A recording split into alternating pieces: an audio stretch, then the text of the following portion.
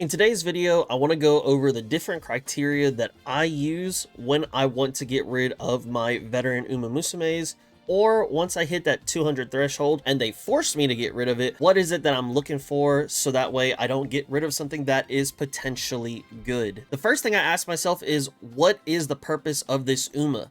Are they going to be used for team trials? Are they going to be used for CM?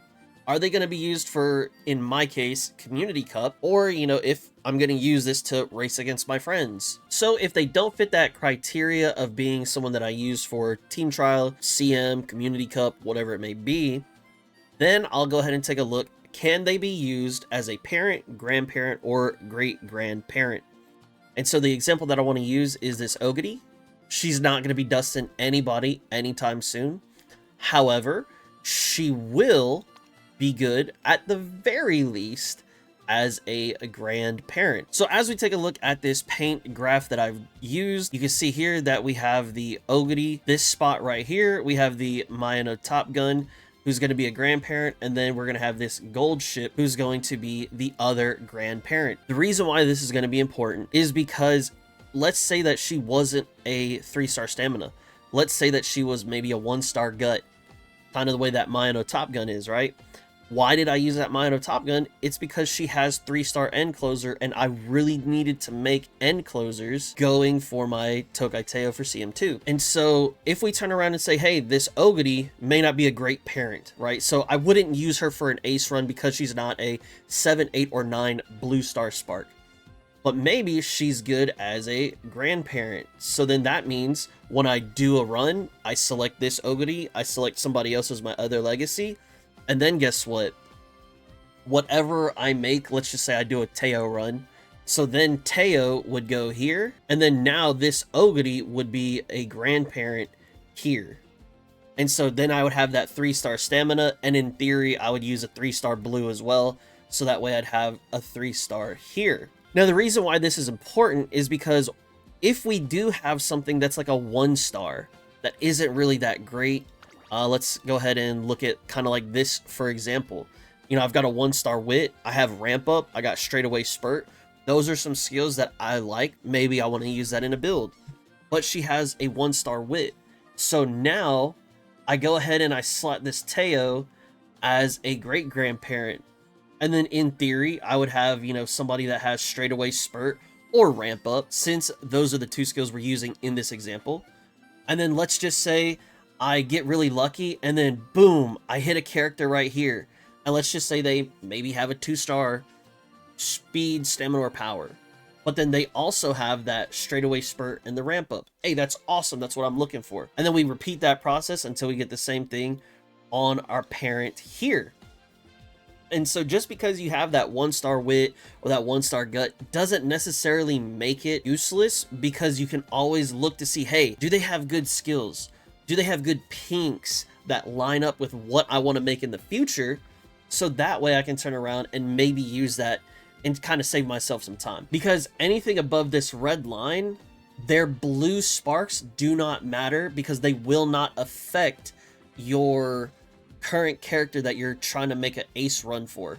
So the only blues that would matter would be the grandparents and the parent. And so back to this example, this definitely be probably a grandparent. Then I want to try to pair it with, let's just say, another stamina, because maybe I want to try to make a 9-star stamina. And then maybe I run a character that has 20% stamina, try to feed it 1100 stamina, and then pray that I get that 3rd stamina, and then boom, I'll have a 9-star. So hopefully now that we can kind of grasp it and see, hey, they don't really have as many whites that I'm looking for. If I'm a front runner, maybe they don't have groundwork, so they may not be as good for me. Maybe they are a 2-star stamina, but they don't have groundwork. Am I okay with taking that, right? These are questions that you're going to have to ask yourself based on your own playstyle. Personally, I don't run front, so I don't need groundwork.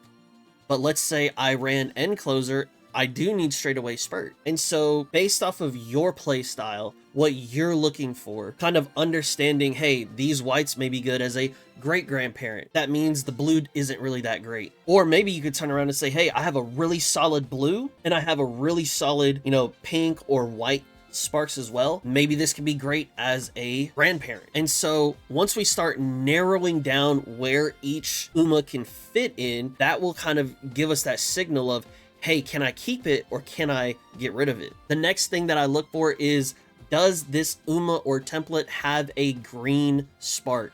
If they don't, that means that they're not a 3-star character, which is not potential. That's a different thing. So they are not a 3-star rarity character. And if they don't have that green spark, but let's say they fit very well for maybe a parent, a grandparent, great-grandparent, whatever it may be, then at that point in time, I'll save it. But once I can get more pulls in and turn around and say, hey, now my character is at 3-star rarity, I will actively be looking to try to replace it, because now I can pass on that unique.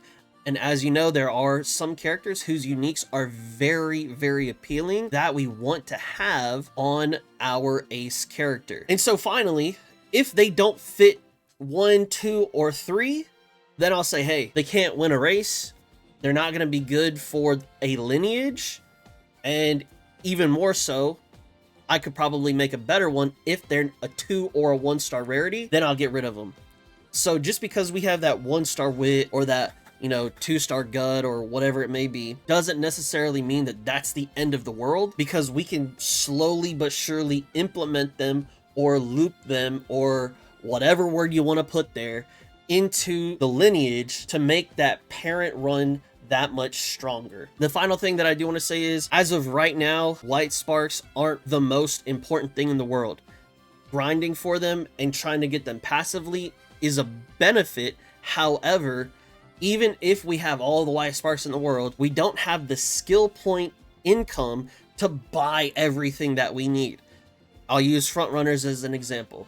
You want 3 greens so that way you can activate groundwork, and then you want some mid-race skills, whatever those may be. I don't know them off the top of my head, so let's just say you need 2 skills there. Okay, well then what about our stamina skills? We'll take 2 stamina skills there. 2 gold stamina skills is roughly 700 SP.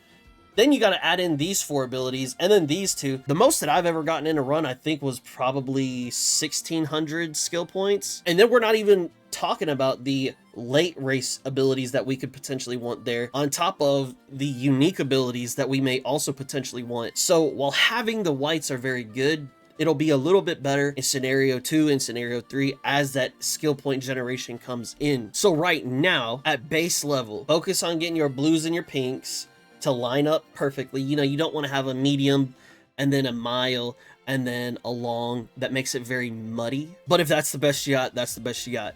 So get the blues and the pinks lined up as best as you can. Any whites are extra. And then you say, if we don't cover any of the criteria mentioned before, get rid of them, and then we don't have to worry about it. That's the format that I follow. If you follow a different format, let me know down in the comment section below. If you're watching on mobile and you see this thing, it's like the hype button.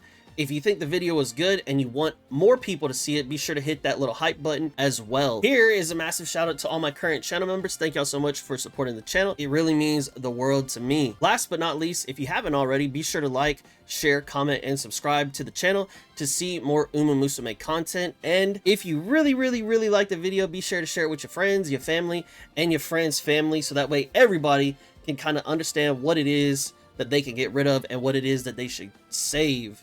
Thank you so much for watching the video, and I'll catch you in the next one. Peace.